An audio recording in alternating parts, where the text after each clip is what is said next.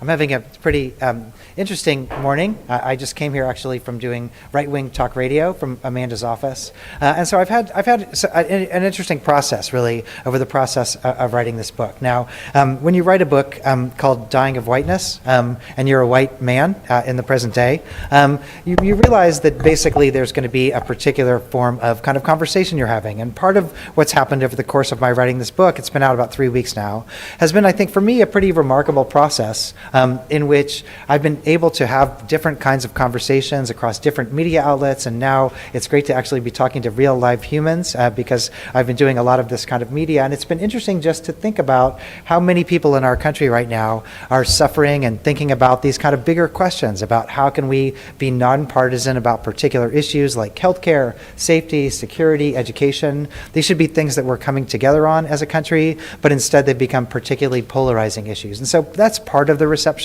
that I've gotten over the course of the book. And then I've also had different kinds of things that are probably more ideological. I gave a talk at the 57th Street bookstore last night, and there were conservative students. What's that? All right. And basically there was this argument that I was making an argument that blames Trump for killing white people, and I have to say that actually is not the argument I make in the book. But I've also been getting a particular kind of, I think, misrepresentation from liberal side as well. And so places like Raw Story are basically saying things like that I basically am saying that white people are idiots and they're uneducated and they're so dumb, and so in the swath of their racism that they're basically being hoodwinked because of educational things, and so using things like dumb fool or things like that, and even Esquire, who you would think would be more centrist, I don't think they actually read the book, and they basically said stuff like it's like this teeming with racism, like weed killer in the thing, and things like that. And so part of the issue again is to stir debate, and I understand that when you write a book that's titled like this and has this particular argument, that you are going to have those particular kinds of conversations. But I do want to tell you, just because we're talking now, why I did write the book. Why did I write the book in the first place? And I want to give you just a couple of examples of what led me to write a book called Dying of Whiteness. And number one is that I'm someone who grew up in Kansas City, Missouri. I'm myself a Midwesterner, and the Kansas City that I grew up in was a place where people, even if there were tremendous ideological differences among people, people would work together, I think, very often to create kind of common problems to very complicated solutions. And so, for example, there were all these parks that we would go to, camps that we would go to, and my parents would send us to places like Swope Park Camp. There's a picture of it down there in the bottom, and basically that was a kind of melting pot for people who were white, black, Latino, conservative, Republican, pro-gun, anti-gun. And so we grew up in this area, in this environment where people were trying to work together. There's Kansas City Royals baseball stadium. People basically came together as a town and said, we want to support this. And so there were all of these kind of common goals. One thing I loved about the Kansas City that I grew up in was that there was also a level of political cooperation. And so, for example, over a couple-year period in the state Senate House, Republicans and Democrats had gotten similar numbers of votes, relatively. And so they got together and they agreed on this particular power-sharing agreement where committees would flip every week or every month or things like that, where one week one party would be in charge, the other week the other party would be in charge. And so there was this kind of common sense that even if we might be very different ideologically, we're going to work together to the betterment. And what happened over the course of, starting in 2005, 2006, and every time I would go back to visit Kansas City, when I would talk to my parents, there were the rise of these ideologies that really upended this particular spirit of at least trying to work together across the divide. And what that was replaced with were these narratives that, first of all, your tax money is being usurped, and this was particularly directed at working class white Americans, and so these narratives were basically your tax money is being usurped by lazy minorities or by immigrants who are gaming the system. And the other narrative that became very powerful was you're not safe, and everybody needs to be armed, and everybody needs to have weapons because, people might break into your home, or you might be carjacked by gangs or other factors like that. And so what happened over the course of the Kansas City that I knew was a real upending of this spirit of at least trying to work together, and it was replaced by this sense of, at least in the political sense, we need more guns, we need less taxes, we need to hold on to what's ours, and it's almost unrecognizable for me when I go home to Kansas City now. And so part of the reason I wrote the book was out of frustration at what happened to my hometown, really because of particular kind of backlash politics. A second reason I wrote the book is because I now live in Tennessee. I direct a center called the Center for Medicine, Health, and Society at Vanderbilt. And here as well, I fell into a particular political political debate. I came to Vanderbilt in 2010, 2011. Now, the center that I direct is looking at kind of health and social justice, health and health disparities, factors like that. And right when I came to Vanderbilt, there was this important health-related issue that had started to spread, which was that there was this thing called the Affordable Care Act. The Affordable Care Act had been passed a couple of years before, and then it had been reaffirmed by the U.S. Senate. And so what happened with the Affordable Care Act was it had particular resonance, I think, in Tennessee. Now, why in Tennessee? Tennessee is an important place because, as I'll tell you in a minute, there were a lot of health issues in Tennessee that would have benefited from this thing called the Affordable Care Act. And so I have a colleague, Derek Griffith, who studies black men's health, and Derek and I got together and we did this particular project where we'd go around and talk to people at mostly low and middle income housing projects across Tennessee. And we would ask people, what do you feel about the Affordable Care Act? Now, why is it important in Tennessee? Tennessee is a place where there are a lot of people with unmet medical needs. And so we would go into these housing communities, really, and talk to people like this. These actually aren't real images. These are stock photos because I don't take pictures of my research subjects. But we would actually talk to people, and the important thing was we would talk to people who were chronically ill. And the thought was, gosh, there's this ideology about the Affordable Care Act, but what happens when people are actually in need of medical attention? Would that change their politics? Now, I mentioned Tennessee is an important place for this, and let me just tell you a couple of reasons why I think Tennessee is important for this particular debate. First of all, there's a long history in Tennessee of trying to provide insurance for everyone. Tennessee has a lot of, like HCA, many of the healthcare corporations are based in Tennessee, but Tennessee has a decades-old history of trying to insure its population, and probably the most important attempt was in the 1990s, a program called TennCare, and TennCare was the first of its kind public-private partnership. It was a kind of collaboration between the state government and private insurance companies to basically say, let's try to insure everybody. And when this rolled out in the 1990s, there was this huge celebration that we've fixed this bear of out-of-control medical costs.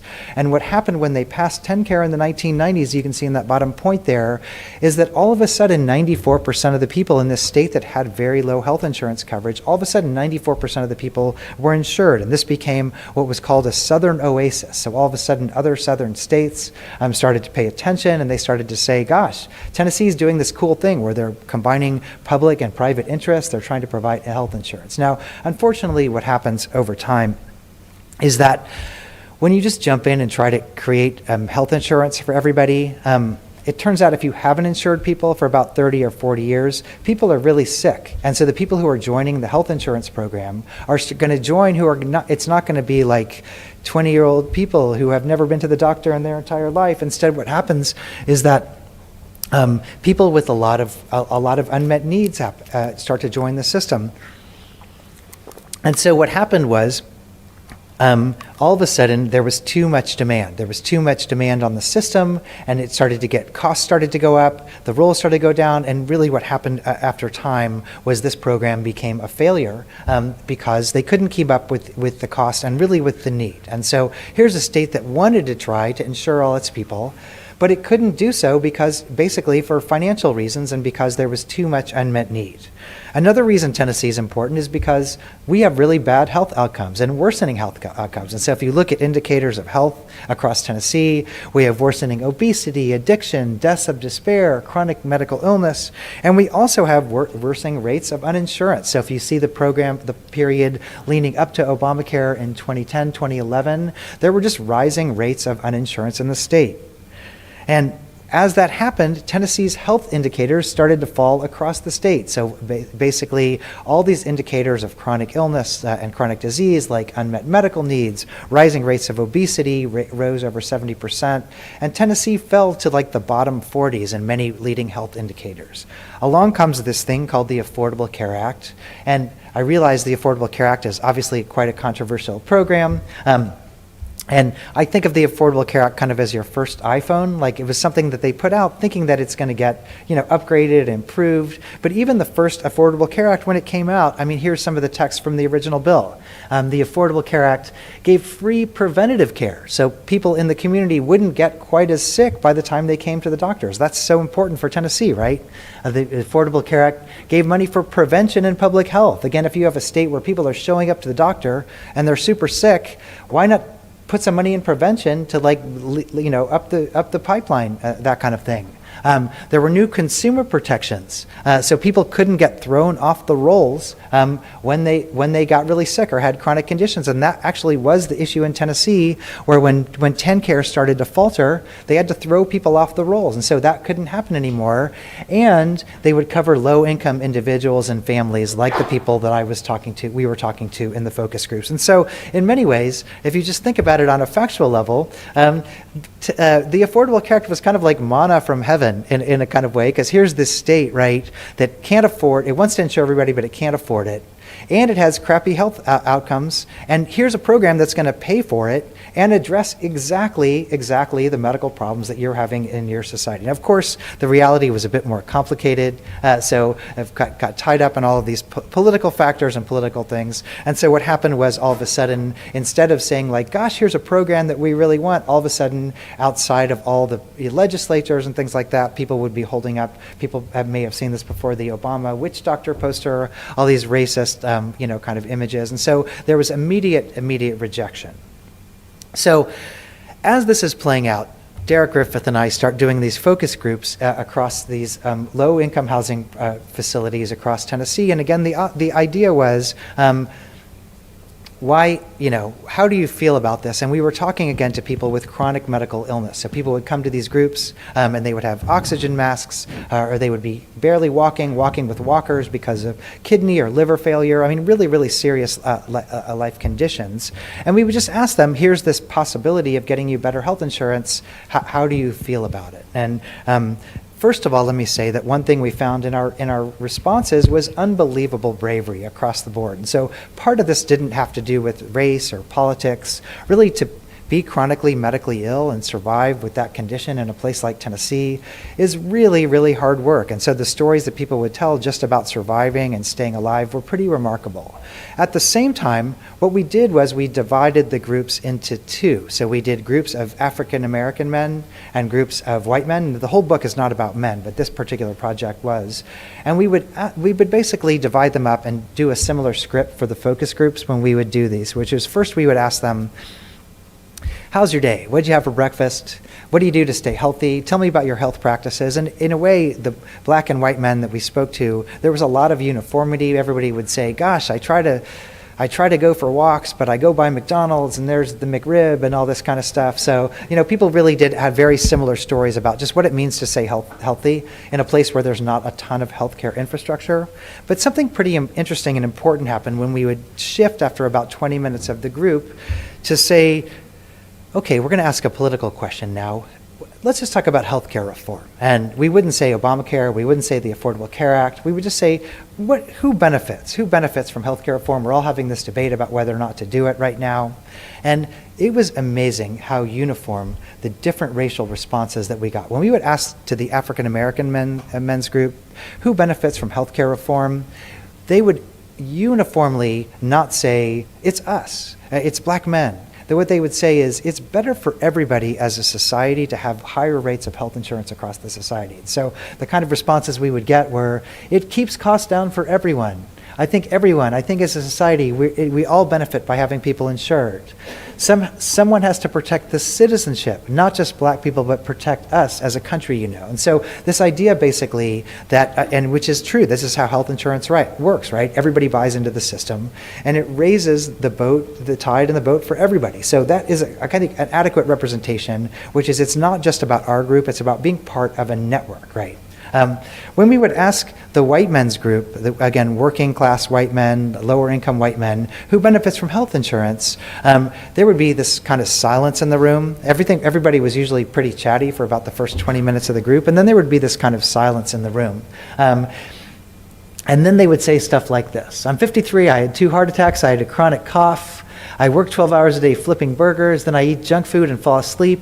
I'm a ticking time bomb health-wise, I've got high blood pressure, and who would benefit from healthcare reform? And it wasn't like us or me or we or society. The answers we would get are, I ain't supporting Obamacare, no way, no how. I ain't signing up for it neither. Ain't no way I want my tax dollars helping Mexicans or welfare queens. And that was a response that we would get quite frequently, not from everybody, but quite frequently across the board. And the answer was not about our group or their group. It was basically, here are some resources. And if I buy into this system, my valuable resources are going to support people who are below me on this racial hierarchy. And so a lot of answers about this kind of thing about other people are gaming the system. Here are a few other examples. A lot of people use this Obamacare. Now, interestingly, right, we didn't ask Obamacare, but people would answer Obamacare. And there's a lot of people who've been sick that they go to 2 to 3 doctors, they just use it up, and then there's not enough resource there for people who really need it. A man pulling an oxygen tank who really needed health care said there's a lot of people that use welfare and they just need to quit having 10 or 12 children. I'm just saying they're using it up. So again, this idea that health is a limited resource and people beneath me are using it up.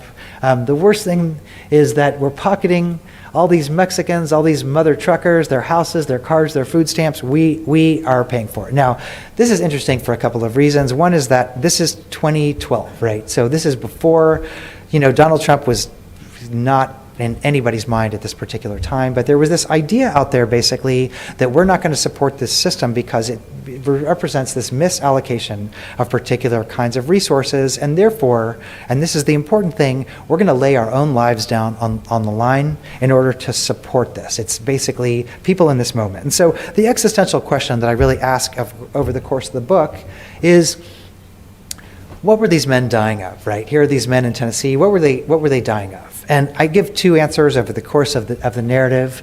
And one is it was really hard to miss that they were dying of real medical conditions, right? So, to spend 2 minutes there, and you can see that it wasn't like illness was in any way socially constructed. Here's real kidney failure, here's real liver failure, here's really what lung disease looks like when you're at the end stage. So part of what these men were dying of was serious medical illness that didn't have enough medical attention, didn't have enough preventative care, didn't have enough support for the right kinds of medication. So that's part of the story. And then the other reason they were dying was because they were dying of a particular ideology or identity. We can call it different things. And part of that identity was that there were privileges that were due to white Americans, right? And that minorities and immigrants were usurping money, resources, privileges that were due for them. And this refrain of we're paying for it, it went through so many of the answers we got, even though I can tell you many of the people I spoke with weren't paying for it, right? They probably weren't paying taxes. They were in these, federal or state funded housing facilities, so they themselves were the recipients of particular benefits from the state.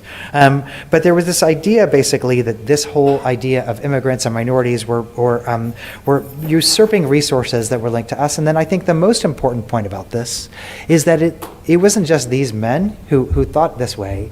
People across the state had this particular ideology, and it led them to vote in ways that blocked Medicaid expansion in the state. So Tennessee did not expand Medicaid as a result. Now, why is that important? It's important for a couple of reasons. One is that it was really effective in doing what they wanted it to do. It turns out, for people who know this history, here's Tennessee, here's Kentucky. Tennessee blocks the healthcare marketplaces. It blocks Medicaid expansion. Kentucky, at least for a shining 4 or 5 year period, adopts the Affordable Care Act, embraces the Medicaid expansion, does all these things. And so here are 2 graphs from my research that I do this whole data part, and these are comparisons of Tennessee and Kentucky. And basically here's insurance rates, percentage of uninsured of Hispanic Americans, and you can see that dark line there is Kentucky. So all of a sudden when you start expanding Medicaid, many Latino people all of a sudden get health insurance, and their health, the rate of uninsurance goes down, whereas Tennessee, the dotted line, flatlines. There's our African American populations, and you can see basically that as Kentucky starts to adopt the Affordable Care Act, the rates of uninsurance go way down for Kentucky, but they get flatlined for Tennessee. So partially, if your goal was to screw over black and brown people, blocking the Affordable Care Act was unbelievably effective, right? So if that was their ideology and you take it at face value, dude, it worked. But there was a trade-off to that particular ideology, and that trade-off is that these are charts about white Americans in Tennessee also. This first graph here is about percentage of adults without a routine office visit in the last year. And you can see that the bottom line is Tennessee, skyrocketing rates of adults who don't go to the doctor, hadn't seen a doctor in a year, whereas Kentucky, white Americans who got the Affordable Care Act started seeing doctors more. The line after that is people foregoing medical care because of costs. People in Kentucky, when they got sick, white Americans started to go to the doctor when they got sick, whereas people in Tennessee, because they couldn't afford it, they stopped going to the doctor. And ultimately what you see happening is this across-the-board change in life expectancy. And so the data that I have in my book basically shows that as a result of this particular dynamic, starting with Tennessee's decision, so basically what I do is I compare Tennessee and I compare that to Kentucky. And what happens over the course of this narrative is literally that life expectancy starts to drop in Tennessee, and white Americans' life expectancy in particular in kind of theoretical and actual models starts to fall by about 2 to 3 weeks of life. Now I want to be really clear, this is 2 to 3 weeks of life for every white citizen of the state. Not that every white citizen lived 3 weeks shorter, it's an aggregate number. But basically if you think about it, here's the state healthcare system. And fewer resources are going to support the system, and more medically ill people are coming into emergency rooms when they're much more chronically ill and draining resources. The whole system, the whole healthcare system, because it's a network, right, it starts to falter. And so what happens is that the whole system of healthcare starts to fall, and what you see is declining rates. And so people who have studied critical race theory, like Amanda and other people, probably say, well, gosh, there's nothing really surprising about that story, because there's a long history in the United States.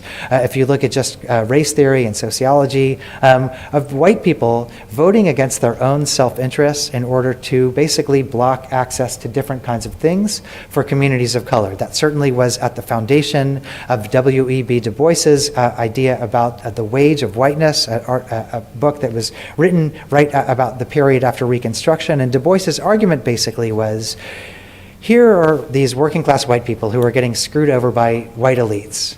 And here are all these newly freed slaves who also are entering the labor market. And if these two groups ever pulled together, and the black and white workers pulled together, think of all the stuff they could extract from the elites. They could get better wages, they could get better working conditions, days off, support. But instead there's this idea of race, this idea of how race functions, and it's basically telling these white people that they have a wage, that they have a particular wage. And so what happens is that they're in a way blocking that. And Du Bois basically wonders in that book, gosh, this idea of race is so outdated. Didn't we just fight a whole civil war showing how idiotic the whole thing is? Why are we still fighting that? But basically that was this idea of wage of whiteness. This also, of course, is through Baldwin, Toni Morrison, Michael Eric Dyson has this great book about, tears for white America and things like that. And so in a way, this is the story of white America. And I want to be clear that in the research that I did, there was this profound wage. People were paying this profound wage. And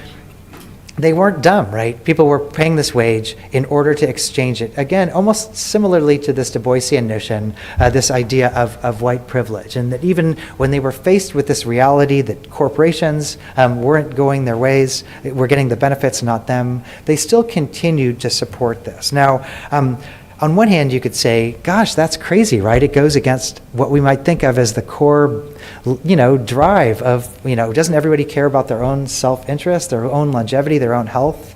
But I ask my liberal friends, when I'm in Tennessee or in the safe bubble of Nashville or in New York when I visit, how many of your ideas are you willing to lay down on the tracks for, right? How many of your ideas are you actually willing to die for? And this was a dynamic that was quite real to the people I was talking to. And I think, honestly, we missed that. If people were asking, how did this 2016 happen? Part of the issue is people were willing to lay down on the tracks for this ideology. And I challenge my liberal friends, how many of your ideas are you willing to literally chop off 3 weeks of your life for? And I don't know, it's a hard conversation to have. And in a way, this idea was so powerful. So this idea really became the jumping off point for the book Dying of Whiteness. And the idea was basically, I want to look at this dynamic across a bunch of different places, a bunch of different sites, and I want to look at basically what's the relationship between this particular ideology, that white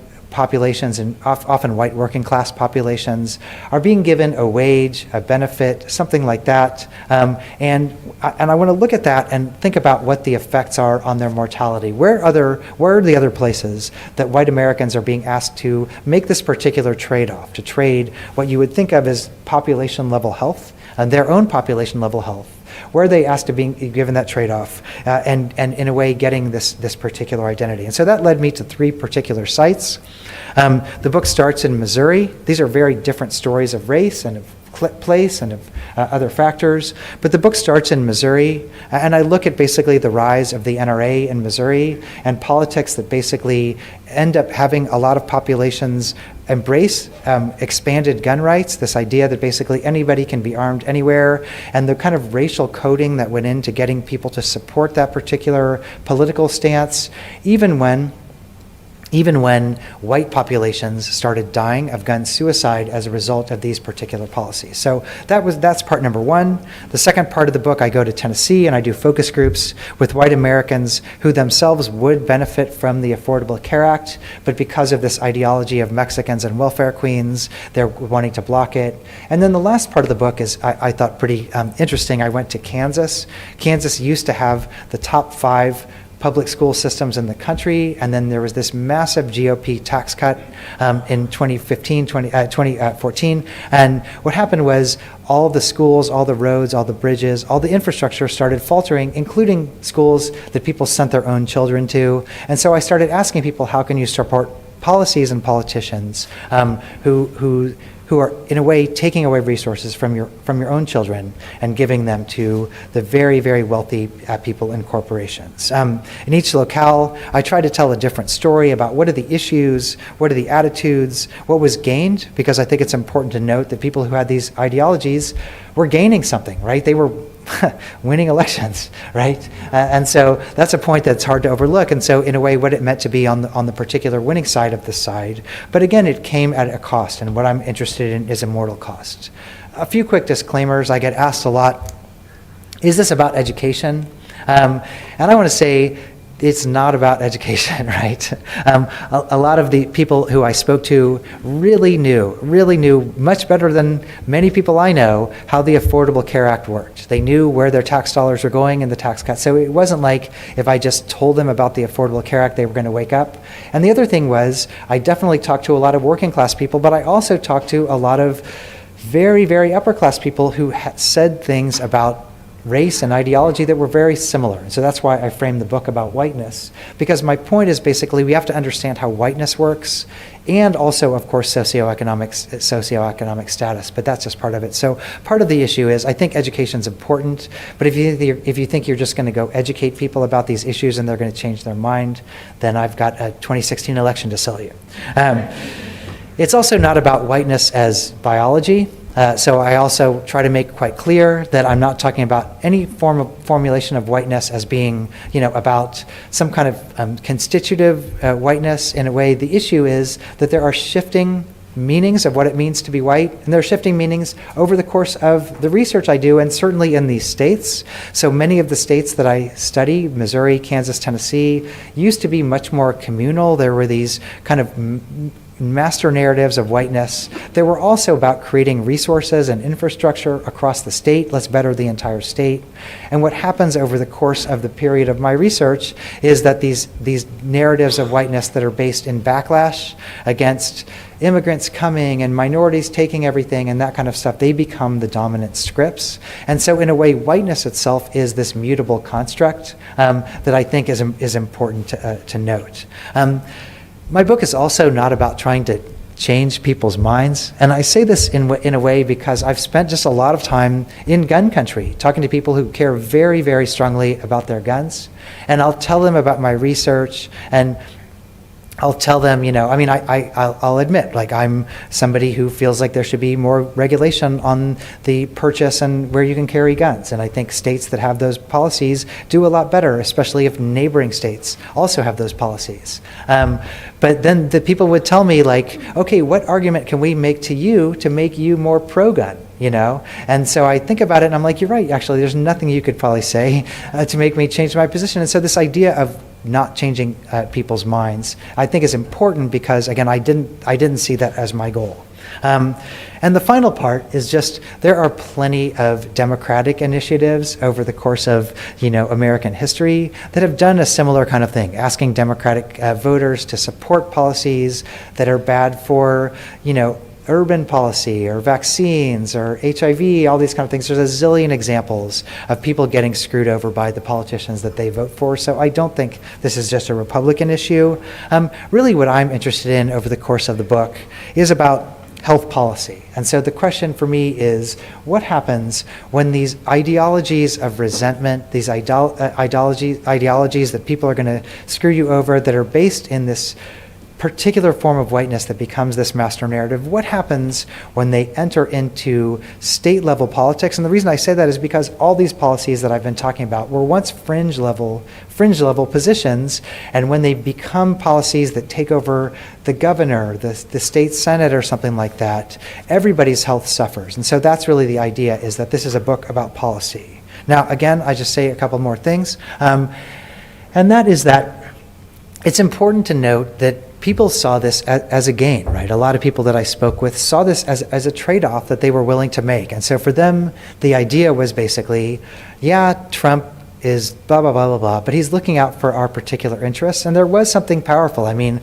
I had this weird thing where I was in Missouri, in very southern Missouri, when doing research, when the bucket of deplorables comment came out. And I just thought at that moment, like, word toast.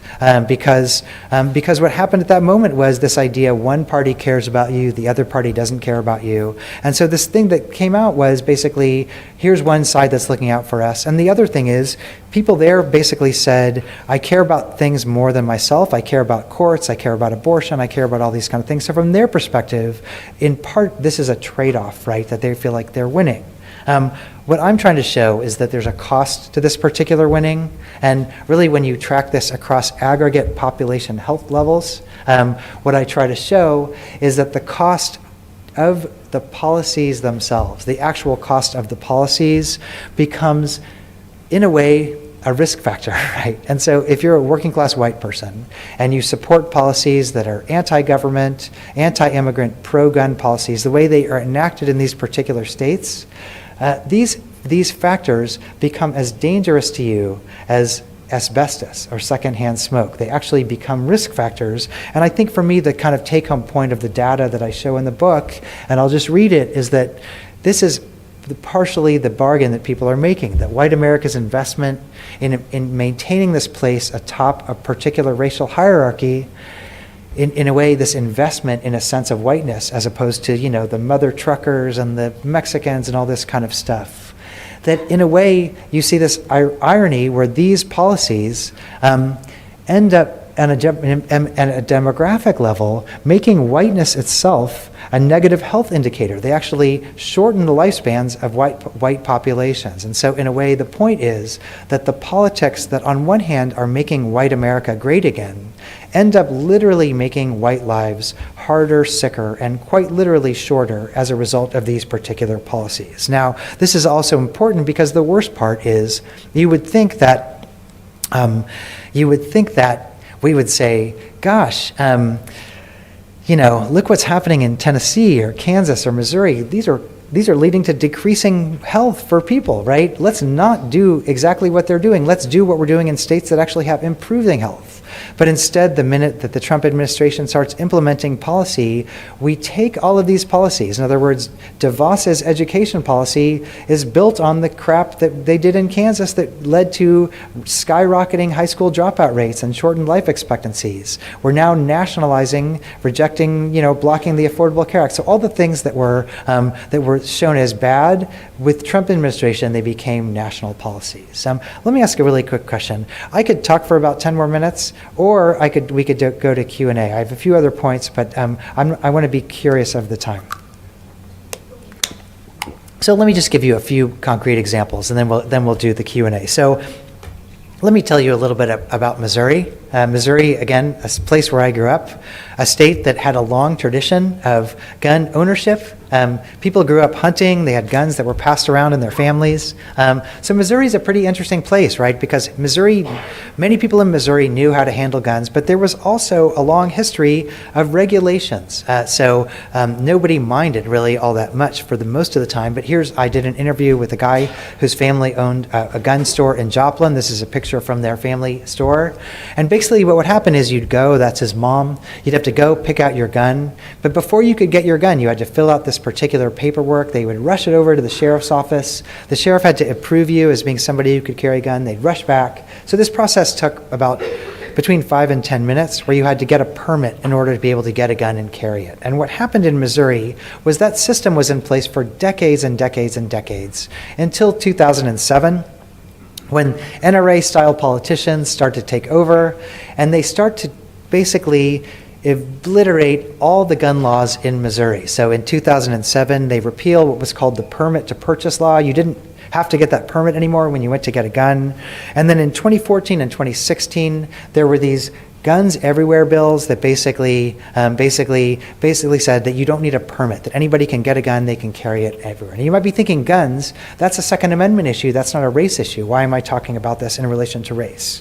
And part of the issue, of course, was that as they had this expansion, I'll just tell you, and we can talk about it later if you want, but the people who rushed out and bought guns were about 98% white Missourians who became what are called super gun owners. They all owned 30 or more weapons. So partially, there's just the demographics of who was buying all these particular weapons.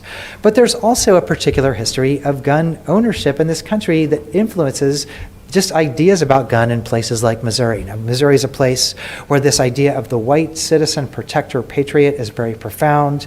And that's something that's been borne out by history. For example, in early colonial America, owning guns was a white prerogative, right? Who got to carry a gun in early colonial America? Well, the white elites, people who owned plantations and land and things like that, but they also bestowed gun owning rights onto the white working class so that the white working class could basically stop the Negroes and Indians from revolting, right? And so if somebody was carrying a gun around town in places like Missouri or in the South, they were almost entirely a white American because gun ownership marked white privilege in a particular way. Certainly these kind of codes and these kind of laws played out again and again after the Nat Turner's Rebellion. All of these laws started to go across the state where basically they would go around and they would disarm black populations and basically make it illegal for black people to carry weapons. After Reconstruction, for people who know the history, there were these so-called black codes. And one of the key aspects of the black codes was if you're not white, you can't carry a weapon. And that's where the KKK came in, for example, as kind of riding around and doing a bunch of things. But part of it was to make sure that black populations were not armed. Black Americans would try to obtain firearm rights, and this started with Nat Turner, even people like Du Bois, up to Malcolm X and the Black Panthers and things like that. Every time a black American would try to say, hey, wait, this is in the Constitution, this is something that applies to us as well. And basically that argument never went very well in places like Missouri, for example, and across the country. So when Malcolm X started to say, gosh, we have a Second Amendment right to protect ourselves, and we really are actually getting jacked around by the police, Malcolm X all of a sudden was diagnosed with schizophrenia by FBI profilers. I got access to his FBI file and basically said because Malcolm X wants to get weapons, that shows that as a black American, he is crazy, right? And so there's this tension, right, between who gets to carry a gun and who doesn't, and who's a patriot and who's a gangbanger. And that plays out in the present day. So in the present day, there are advertisements, for example. This is an advertisement for the Bushmaster AR-15, and it was a famous ad called the Man Card, and they blasted this across American Riflemen and other places. And this idea was basically, what's wrong with you, white Americans? If you're a man and you're a sissy, get your power back. And the way you do that is you get a Bushmaster AR-15, and when you buy this rifle, it comes with a man card, which tells you that your masculinity has been restored. But if you can see the print over there, it says, in a world of rapidly developing change, the man card tells you that you are a man, and it bestows all the rights and privileges duly afforded. Privileges, there's the word, privileges right there. And so this basically, this idea that owning a gun becomes this form of privilege that restores your citizen rights. It restores this balance of power. So this history courses through advertisements for sure. It also courses through who gets to carry a gun in public. And so when you have these open carry marches across the state, but particularly in the South and places like Missouri, very often it's white Americans who are bestowing this, who are kind of walking around saying, here's my gun. Whereas when black Americans try to say, I'm going to go into Walmart and just buy some coffee creamer, as the man tried to do in Missouri, you get attacked, you get tackled, you get attacked, you get the crap beaten out of you. And certainly in Missouri this played out. So in Missouri, for example, when these open carry rights started to become more constitutional, white Americans would march through black areas of St. Louis, holding up their guns as if to say, this is my right. And of course, Missouri is also a place where who gets to carry a gun and who's at risk of being shot has this profound historical valence. The last thing I'll say about Missouri, you can tell I care about this issue a lot, is that this history is enhanced and manipulated. And so, for example, these Dana Loesch NRA advertisements basically say, you need a gun. They're co-opting the Black Power fist, but they show all these signs of angry black protesters like Malcolm X and, all this kind of stuff, and basically say, here's why you need to own a weapon. And, the NRA is, I think, the king of this. And so here's LaPierre, this good guy with a gun quote that everybody knows about. But what he said in that quote was, you need to have a gun to protect yourself from gangs, terrorists, home invaders, drug cartels, carjackers, knockout gamers, like as if we're really at risk from those people, rappers, rapers, and haters and stuff like that. And so this incredibly racially charged language that they're using. And so this played out in the interviews I did across Missouri when I would talk to people and I would just say, hey, why do you own a gun? What does your gun mean to you? And white Americans would tell me things like this. Here's a taxi cab driver who I met in Cape Girardeau, and he basically said, it's freedom, liberty, patriotism, like all the stuff that had shown up in those advertisements. That's why we went for Trump, because Trump was going to protect this. So this gun became this symbol of freedom and liberty. When I would talk to African-American people in Missouri, what they would say is, for the most part, it wasn't like, I want to be a gangbanger, I want to be a carjacker. Nobody actually told me that. What they said was, it scares the crap out of us that all these white people are walking around with all these weapons. And so, for example, I met this guy who he and his family used to shop at Sam's Club. He was a Vietnam vet who lived outside of Kansas City. And he would basically say, I don't go to Sam's Club anymore because when we would walk around, there'd be all these white guys walking around with guns on their holsters, guns on their hips. And we saw it as a form of racial intimidation. And so we now stay away from Sam's Club because there are white people there with weapons. And that came through a lot in the people I spoke with. I'll make one last point about Missouri, which is then I looked at the data about what really was happening in Missouri. And in a way, there was a story about rising homicide. So just the more and more guns there were in Missouri, there's a famous study by Johns Hopkins that did show that there were rising rates of homicide, about a 10% rise in the homicide rate as it became easier, not only to get guns, but of course, the more legal guns you get, the more illegal guns you get, and these markets become indistinguishable. So certainly there were rising rates of homicide and death in minority communities. And so partially, here's again an example of a policy policy that has terrible effects in minority populations. But the untold part of that story is that there was something else going on in Missouri that was actually far more statistically significant. Here are a couple of states that are pretty interesting, right? Here's Texas, New York, Florida, Missouri, Connecticut. The bottom two graphs there are New York and Connecticut. Those are two states that have relatively strict gun laws. You can still get a gun, but you have to go through a bunch of hoops. And this is about just general suicide by population. You can see the graphs. That purple line on top, that's Missouri.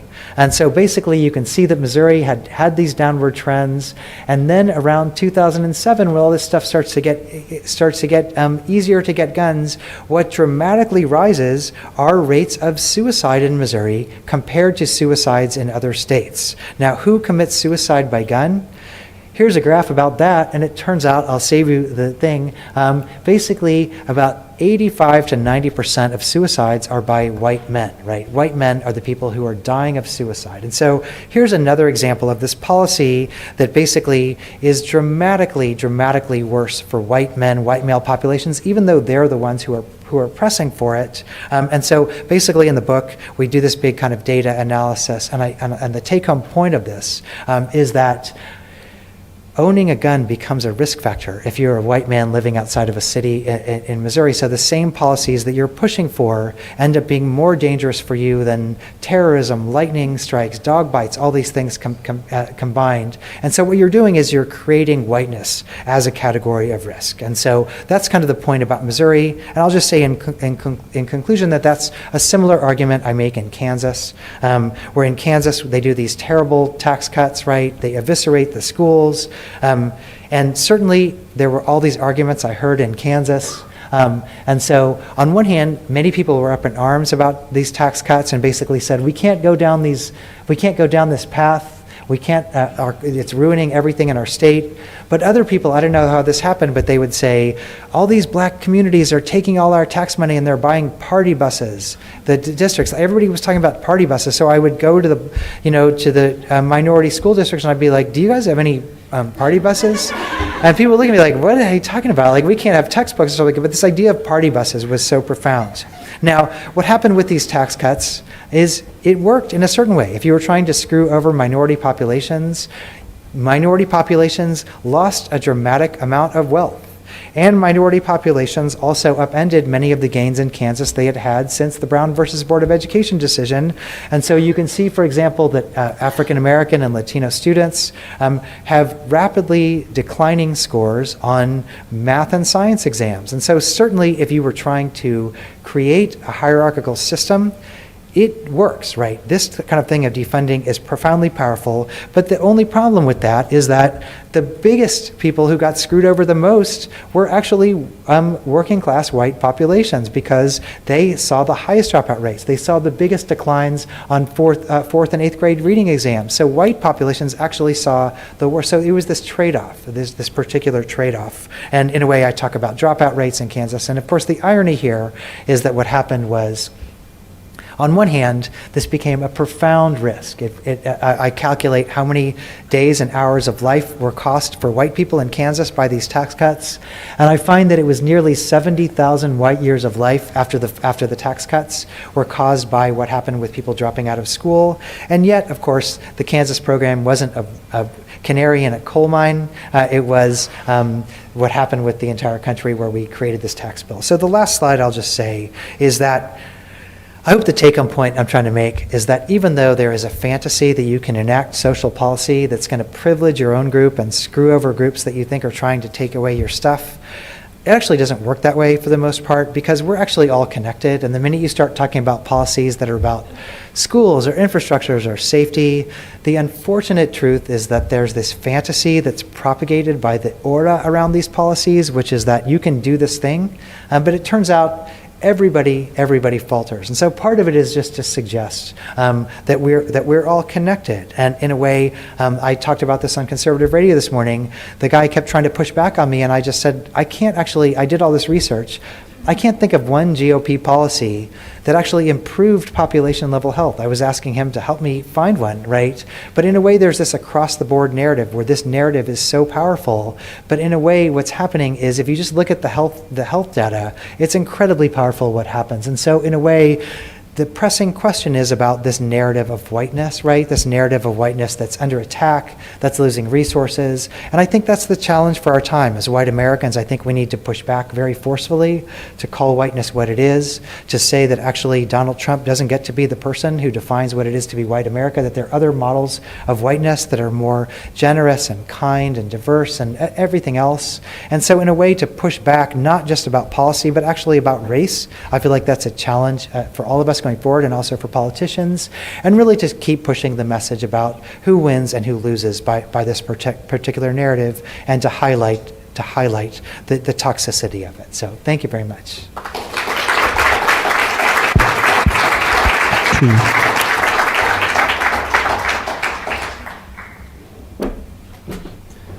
can come sit down. All right, let's do it.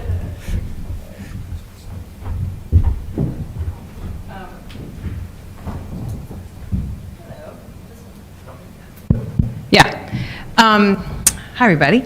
I want to remind you, you have on your chairs little note cards and pencils. So I'm going to ask Dr. Metzl a few questions just to get us going. And then if you want to hand your note cards to Kelsey, who's waving in the back, she'll bring, oh, some people already have them, great. And then we'll go from there. Okay, so Jonathan. So one of the questions I had, if I'm convinced by you that we're not going to change these folks' minds, but, you know, if you do a different kind of math, then you're talking about, like, it's not a majority of the population. I mean, it might be in some states, but the question for me is how to leverage some of this to activate a different kind of population. In particular, I'm thinking about, like, the folks you named as your friends, like the white liberals. Because there are lots of contexts that I'm in where you get liberal white folks who even say the right things, but are still pretty dug in on protecting their own advantages in certain kinds of ways. John and I talked about it as like kind of opportunity hoarding, like, you know, wanting to keep the stuff they have. So partly I'm wondering, like, how, not so much maybe on the radio show you did this morning, but in other kind of conversations, have you figured out a way to kind of leverage some of this data to get other folks thinking differently about their own possibilities, health, et cetera? Well, I have a three-part answer to that. Is this, hello, working? I have a three-part answer to that. One is a complete non sequitur, so I apologize. I'm going to begin with a non sequitur. And that's, let me just ask. So I asked, I don't think we can't change people's mind. I don't think that. But I would ask people when I was talking to them, like I would ask really conservative people, what would it take for you? Like I would tell them, hey, look, here are these policies. Don't you think you deserve better health care? Stuff like that. What do you think it would take for you to vote for somebody other than Trump? And I probably asked 300 people. Anybody want to guess what the most common answer I got was? What's that? Well, that's true. It has to be a man. But you're exactly right. Everybody would say, find me somebody tougher than Trump. It wasn't ever about policy. And the other answer I got all the time was somebody mean enough to give Trump a nickname that sticks. And so it was never like, give me better health care or something like that. It was this idea of like, we live in this kind of very dictatorial time where we need like dad or something like that. So there was this very gendered narrative. And I'd be like, don't you want better roads? And they're like, yeah, but find me somebody tougher than Trump or something like that. So I guess if I kept thinking like, what would it take to people to change their mind? And that was the answer that people ended up telling me. So then I would start thinking like, who do we got that's mean enough to give Trump a nickname? You know, it's like Cedric the Entertainer or something like that. But the honest answer is twofold. One is that I don't think, in other words, it frustrates me when people say, oh, there's the base and they're immovable and stuff like that. I mean, for me, of course, there's a place where I'm not going to go, which is I'm not going to ever sign on to policies that are completely racist, horrible for immigrant populations, all these kind of things. But I do think that people are making kind of a certain kind of informed decision. And so I don't think that the Democrats should give up on making arguments about this particular thing. I mean, even on the radio show I did this morning, people would say, I totally see what you're saying. And so the argument I make when I talk to conservative audiences is, I think it's fair for you to be a Republican and a Trump supporter and also demand better outcomes for your material consequences. So in other words, why can't you be a Trump supporter and also want a better health care plan? Why can't you want a Trump supporter and want better schools for your kids? And so in a way to not say, I'm trying to convert you to be a Democrat, but to kind of sow the seeds of what I think will change the discourse here, which is a movement from, it's not about me going down and changing anybody's minds. It's about if conservatives had their own progressive movement that started to say, we actually deserve better health outcomes, I think that would be a point of collaboration with the liberal conservative movement. So that's part of it. But the other part, of course, is that there's so much misunderstanding of the historical trends that happened here. So even things like Medicare for all. Well, it turns out Medicare has this really long history in the South where people reject it because of the racial implications of what it means to have government-sponsored health care, exactly for the reasons I was talking about. And so you better know that history if you're going to, if you think people are just going to jump on board with Medicare for all, you might look back, a really long time ago, like 5 years ago, when we just had this whole debate about Obamacare. And so this idea that people are going to immediately be swayed. Guns, same thing, to jump in and say everybody needs background checks without understanding what's the history of guns in southern states. In other words, the people who own the guns, if you want them to actually get on board, you better understand what guns mean in those communities. Tax cuts, government, all that kind of stuff. So I do think there's an education process that's very important in terms of not only understanding how part of the country thinks, but it's also about framing, how to talk to people, how to market messages. And I do get nervous about arguments, again, like I think Medicare for All is a great example where it makes a ton of sense when I'm in New York, but if you go to the South and say that, people are going to say, in other words, you're not talking their language. And so that's a decision. If you think the votes of those populations are important to your coalition, you should probably understand the history and think about that. So related to what you were just saying, as you were talking and as I was reading parts of the book, the masculinity of this whiteness was pretty strong. And it's particularly related to, when I've heard some political scientists give talk recently, what they keep raising is this issue about white women, right? And how much people are surprised that white women are really a huge swing vote for Trump, for the right, for Republicans. So I'm just wondering how some of this interacts. Like how does the we need somebody tougher than Trump, how does that intersect with some stuff about the gender politics of this? Now I'm trying to think what nickname we could give Trump. It's funny because the book starts in Missouri, incredibly gendered discourse around guns. I talk to men, women, and the material is so painful, right? Because it's people who have suffered a gun suicide in their family, but still support gun rights. Then I talk to people in Tennessee, and it's incredibly gendered in that way. But then I go to Kansas, where there actually was a ray of hope, right? Because there was a turning. So Brownback started these tax cuts, and when mothers started to see this narrative of the schools, now partially it was this problematic race narrative because it was only when it started to impact their schools, their school districts, that people started to turn. So it's important to call that what it is. But it was also that when white women started to turn, they actually threw out a lot of the politicians, enacted this particular tax raise that supported the schools. And so finding wedge issues that garnered the support of white women actually won elections in Kansas. So I thought there was a pretty important point there. And as I understand it, I think elections even in Illinois have deployed similar themes around healthcare, education, things like that. So I do think that that's an important, I think it's an important issue. And I think there's historical and current examples to show that when you have examples that actually white women and women can identify with, that it does change this dynamic a little bit. So one of the quotes that you mentioned in the book is, I think from Booker T. Washington, about like when you hold people down, you're kind of stuck down there with them.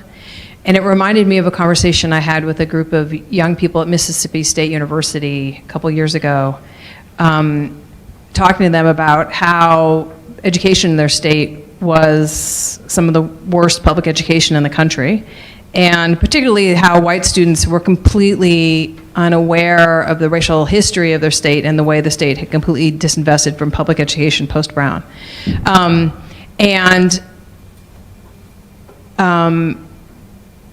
I'm curious, and at least one of the questions was about this history and about whether or not you think it's convincing to people or interesting to do people even know about, you sort of mentioned it in the conversation about education in here, that 3 years go by since the tax cuts and people don't even realize what they lost anymore. They don't even know what they're missing. So how does that get into the conversation? And can you say a little bit more? In other words, what happens is that tax cuts create new normals, and then tax raises are hard. Is that the question? Yeah, and people don't realize what they're missing. So, like, I think students in Mississippi don't, especially white students, they don't realize that their state, that they get less than half the per pupil funding as many states around the country. They don't know that the education, so they think they're engaged in kind of racial politics vis-a-vis other black students in Mississippi, and don't realize that vis-a-vis that the racial politics in Mississippi means that they're at a huge disadvantage vis-a-vis 40 other states in the union that fund the schools much better, that sort of thing. Yeah. Well, let me just be clear that part of the process of writing this book is to raise a lot of questions that I don't know the answers to. I'm trying to say that here are the questions we're struggling with, and part of one of the questions we're struggling with is about habituation. I think that's exactly right. In other words, the minute these things become think about just us in this room, in this country, the amount of crap that we have normalized, that even if 3 years ago you would say, this is what it's going to be, but now it's like, oh yeah, that's our thing or something like that. So part of the issue is that many of these changes are jarring and shocking, and so part of it is there's more gun death, there's more gun suicide, but the really hard issues are the ones that become invisible, and schools are a fantastic example of that. And schools are interesting for a couple of reasons. One is that it's very hard to feel on a daily level even what it means to have falling math or reading scores. It just becomes the norm.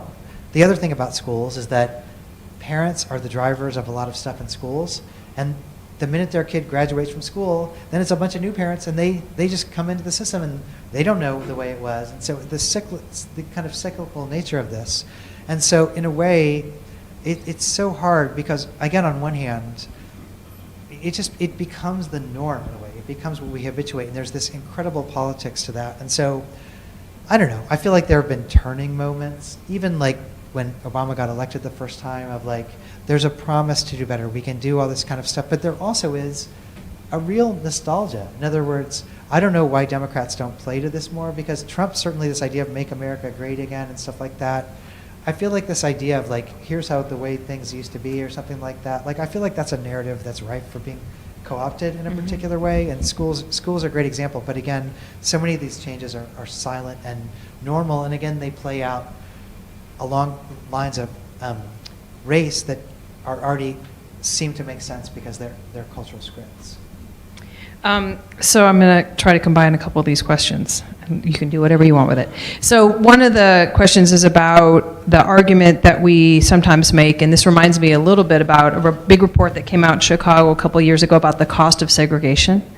And it was focused on the metropolitan area, and the argument was that there's a huge, that Chicago being one of the most segregated cities in the country and having, both within the city and beyond, and that the cost, if we quantify the costs, that it has a huge cost to GDP in the metro area. One of the side notes in the report was that really, if you look closely, the black folks in Chicago were, the cost of them was much higher than to everybody else. But the report, the kind of main storyline in the press releases and stuff was about the cost to all of us, right? And so one of the questions is, and you make in some ways in the book a kind of similar argument that really black and brown folks are losing out a lot, but white folks are really losing a lot too. And about what does it mean, and sort of embedded in this is another kind of question about capitalism, which they ask, and I'll circle back to later. But what does it mean, the kind of having to say to white folks look, you're not just screwing other people, you're screwing yourself. And how do we think, especially and I know this is kind of getting complicated, but especially as you brought us back to thinking about Du Bois and other folks and the wages of whiteness, which are often, Du Bois would say, psychological, right? The people are getting psychological wages, but really sacrificing their material circumstances for that. And how do we think about those dynamics? So. You know, I guess it ties back to the question of kind of what to do about it, and this kind of wake up moment. And so it's funny about cost. Actually, a third of the book is about this story about cost. And God, there's a lot of hypocrisy right now, right? Because look at the party that cared about the debt, about the blah, blah, blah, blah, blah. Look at what's happening to every cost thing. And so it's really the important thing to note is that everything is relative about, is it screwing over us or if it's screwing over something else? So I do a similar thing with health insurance, for example, where I show that the cost of not expanding Medicare, of Medicaid, and of all these things. So the cost to the state is dramatic. The cost to the state of having tons of gun suicide, just the drain on the healthcare system, all these things. So if you do a dollars and cents kind of analysis, the cost of everything would get better. And I have a lot of data in the book that shows that actually much more diverse, equitable, even kinds of societies actually have far lower costs about what people pay in versus what they get out. And everybody has a story, right? Oh, I went to France and I broke my arm, and then God, I got to go to the ER and it cost me $25 to get an X-ray and get a cast or something like that. So when people have it, or like, God, I love to go to like Tokyo to ride the public transit. It's just about that thing about this idea of money, about who's the money is going toward, who's going to benefit, and it ties into these racial ideologies about people usurping my resources and gaming the system. That's the real cost narrative. Here's a question. Your research and book centers on whiteness, particularly white males, in relation to health and welfare policy. What would it mean to have a politics that, in fact, just ignored white men and focused on everybody else? There's no example. I mean, we act like there's no example of any of this stuff working, but look at Scandinavia. There are entire places where actually they have good education, they have good healthcare, they have good infrastructure, they have good schools. So it's not like this stuff never works. I love the idea of ignoring white males, and if you can have a coalition where you can win an election, that seems possible. But I just don't think it's the most realistic thing. But I guess the other part is, so here's an entire book I just wrote that talked about how policies that were supposedly bad for minority populations ended up screwing over white populations as well. So it seems to me like the flip side of that argument, policies that would be good for white populations would help minority populations as well. So I think that there's an example where if you just target messages that might improve a lot of other people, I don't know, I'm not willing to give up on anybody, I guess, as part of the issue. But I would also say that the Democrats have had reasonable, not across the board, reasonable success. Think about the passage of Social Security, Medicare, Medicaid, things like that. I know there are racial politics to who ended up getting those eventually, but successful social programs are ones that ostensibly cut across the board. You mentioned that the meanings of whiteness to shift over time and across different contexts. So this person asks, what are the contextual factors that have created this particular 2016 version? Well, this is one example. I hate it when authors say this, but this is one example of please read the book. And the reason I say that is because there are long histories that go into this. On the one hand, it's a very old story, right? It's an old story about what it means to rile up white populations and make them feel like they're under attack. Gender scholars argue, for example, who study masculinity, that the history of masculinity in America it's always in crisis, right? There's not a period where masculinity hasn't been in crisis. And it's always in crisis when it's the most powerful. So men win, they come back. We just won the Second World War, blah, blah, blah, blah, blah. There's this huge crisis of patriarchal authority. So it's a generative tool that basically is, it's a particular power move in a way. Who gets to be in crisis, right? In other words, if black women are in crisis, if it's a different register in a way, and there is a state of white America that is always in crisis, right? There's this constant sense of this narrative that Trump is emphasizing, but what's important about the Trump move is that he takes these narratives that have been in the population for a long time, and they become very mainstream, not just about the arguments, but actually about the policies. And so we're nationalizing a lot of policies that are based on that anxiety that were fringe positions. I mean, even look at what the Supreme Court's about to do for guns.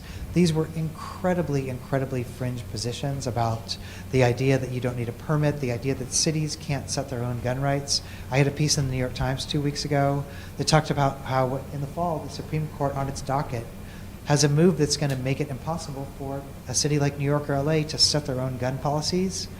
That was like the wacko thing 20 years ago. And so the move for Trump is not just about Trump himself, it's about the mainstreaming of these particular paranoid narratives that are now setting national policies.